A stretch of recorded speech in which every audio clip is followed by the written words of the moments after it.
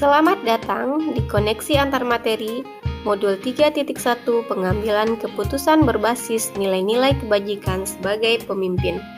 Bersama saya, CGP Angkatan 6 Kota Payakumbuh, Fazlul Aini Anas. Kaitan filosofi Ki Hajar Dewantara dengan penerapan pengambilan keputusan sebagai seorang pemimpin. Ki Hajar Dewantara adalah penggagas filosofi pendidikan yang dikenal dengan Pratap Triloka, yaitu Ingarso Sungtulodo, Ingmadia Mangunkarso, Tuturi Handayani, yang mana artinya yang di depan memberi teladan, yang di tengah membangun semangat atau memberi motivasi, yang di belakang memberikan dukungan. Kaitan filosofi tersebut dengan penerapan pengambilan keputusan sebagai seorang pemimpin pembelajar adalah mengutamakan keberpihakan kepada murid. Seorang pemimpin pembelajar diharapkan dalam menarik sebuah keputusan hendaklah memikirkan hak-hak, kepentingan, dan masa depan murid-muridnya. Setiap keputusan yang diambil seyogyanya benar-benar menjadikan teladan, dapat menjadi motivasi belajar, dan menyokong keberlangsungan pendidikan bagi murid-muridnya. Nilai-nilai dalam diri berpengaruh pada prinsip pengambilan keputusan. Kita menyadari bahwa di dalam diri kita sedari kecil telah tertanam nilai-nilai kebajikan universal, seperti nilai kejujuran, keselamatan, keadilan, tanggung jawab, disiplin, tenggang rasa, belas kasihan, dan lainnya. Nilai-nilai ini tentunya dapat mempengaruhi kita dalam mengambil sebuah keputusan. Semakin tingginya pemahaman kita tentang pentingnya nilai-nilai kebajikan tersebut, maka akan mempertajam dan mengasah kemampuan kita untuk mengambil setiap keputusan dengan baik. Kaitan pengambilan keputusan dengan kegiatan coaching. Pengambilan keputusan berkaitan dengan kegiatan coaching atau bimbingan dapat diterapkan dalam pengujian pengambilan keputusan yang telah kita ambil. Apakah pengambilan keputusan tersebut telah efektif? Masihkah ada pertanyaan-pertanyaan dalam diri kita atas pengambilan keputusan tersebut? Hal-hal ini ternyata bisa dibantu oleh sesi coaching yang telah dibahas pada pembelajaran sebelumnya. Pada proses pembelajaran coaching, kita dilatih untuk memunculkan pertanyaan yang berbobot. Kemampuan inilah yang kita gunakan untuk mempertanyakan kembali apakah keputusan yang akan kita ambil sudah memenuhi unsur-unsur kriteria pengambilan keputusan ataukah masih ada yang perlu dipertimbangkan. Pengaruh kemampuan guru dalam mengelola kompetensi sosial emosional dalam pengambilan suatu keputusan dilematik. Pengambilan keputusan yang berkaitan dengan dilema etika sangat membutuhkan pengelolaan kompetensi sosial emosional yang baik. Dalam menyelesaikan kasus-kasus dilema tentunya kita terlibat dengan orang lain atau beberapa pihak. Disinilah kesadaran sosial dan keterampilan berelasi dibutuhkan. Diharapkan seorang pemimpin dapat memahami sudut pandang dan dapat berempati dengan orang lain, termasuk mereka yang berasal dari latar belakang, budaya, dan konteks yang berbeda-beda, serta mampu membangun dan mempertahankan hubungan-hubungan yang sehat dan suportif. Dalam memutuskan hal yang dilematis juga sangat membutuhkan kesadaran diri, manajemen diri, dan dengan kesadaran penuh atau mindfulness. Pada akhirnya diharapkan terjadinya pengambilan keputusan yang bertanggung jawab. Studi kasus masalah moral atau etika dihadapkan kepada nilai-nilai yang dianut seorang pendidik. Menghadapi kasus yang fokus dengan masalah moral atau dilema etika, seseorang pemimpin hendaklah berpegang pada nilai-nilai kebajikan universal yang diyakini dan melihat aturan yang berlaku. Apabila kasus tersebut adalah sebuah rujukan moral, maka sudah jelas keputusan benar sesuai aturan yang harus diambil. Akan tetapi, jika merupakan dilema etika, maka dapat melihat nilai-nilai kebajikan yang diyakini dan memenuhi 3 unsur pengambilan keputusan, yaitu berpihak pada murid sesuai nilai-nilai kebajikan universal dan dapat dipertanggungjawabkan. Pengambilan keputusan yang tepat. Pengambilan keputusan yang tepat tentunya berdampak pada terciptanya lingkungan yang positif, kondusif, aman, dan nyaman. Sebab, jika sebuah keputusan yang diambil sudah tepat, pastinya tidak akan muncul pertentangan dari pihak lain, atau tidak akan muncul permasalahan baru yang lebih besar. Cara pengambilan keputusan yang tepat melewati identifikasi 4 paradigma, 3 prinsip, dan 9 tahap pengujian.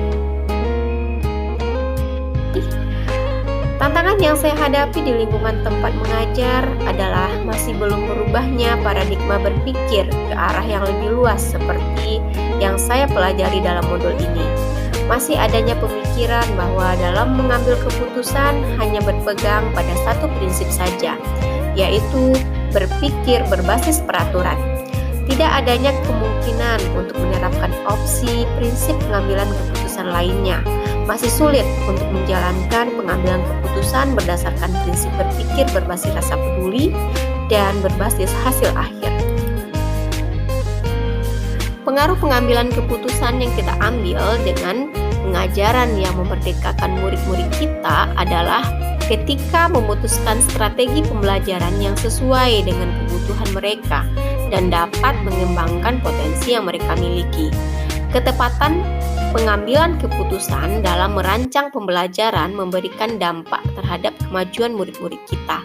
Selain itu, adanya kebijakan-kebijakan sekolah yang didasari atas kepentingan murid juga dapat menunjang keberhasilan pendidikan di sekolah. Pengaruh keputusan pemimpin pembelajar terhadap masa depan muridnya. Pengambilan keputusan yang berpihak pada murid dapat mempengaruhi kehidupan atau masa depan murid. Contohnya saja pada kasus anak yang melakukan pelanggaran etika atau peraturan sekolah yang mengancam keberlangsungan murid tersebut untuk diterima di lingkungan sekolahnya. Jika sekolah mengambil keputusan yang tidak mempertimbangkan masa depan murid, maka mungkin saja murid tersebut akan kehilangan kesempatan untuk melanjutkan pendidikan. Maka disinilah peran kebijakan seorang pemimpin pembelajar dibutuhkan. Mengadakan pengecualian atau membengkokkan aturan yang berlaku demi mempertimbangkan masa depan si murid. Kesimpulan yang dapat saya ambil setelah mempelajari modul ini adalah dalam mengambil sebuah keputusan, seorang pemimpin pembelajar hendaklah berpatokan pada 3 unsur pengambilan keputusan. Salah satunya adalah berpihak pada murid. Keberpihakan pada murid sejalan dengan filosofi pendidikan Ki Hajar Dewantara. Pengambilan keputusan yang dilematis memerlukan pemikiran yang mendalam dan kesadaran penuh atau mindfulness. Dibutuhkan kompetensi sosial emosional yang baik dalam menganalisa dan memutuskan perkara tersebut.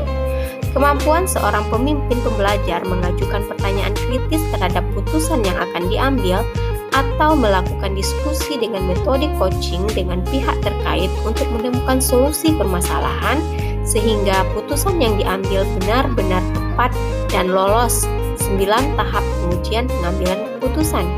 Jika semua keterampilan tersebut dikuasai oleh seorang pemimpin pembelajar, maka akan memudahkan dan melancarkannya dalam mengambil sebuah keputusan.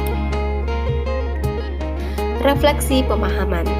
Dilema etika adalah ketika kita dihadapkan pada pengambilan keputusan antara benar dan benar, di mana ada 2 atau lebih kepentingan yang bersinggungan, tetapi sama-sama memiliki nilai-nilai kebenaran. Sedangkan bujukan moral adalah ketika kita dihadapkan antara keputusan benar dan salah. Dalam kasus bujukan moral, jelas pembedanya, karena salah satu keputusan yang akan diambil bertentangan dengan hukum, etika, ataupun peraturan yang berlaku. Dalam penyelesaian kasus yang mengandung bujukan moral, tidak perlu penanganan lebih lanjut karena sudah jelas kita harus mengambil keputusan yang benar dan tidak melawan hukum, etika, dan peraturan.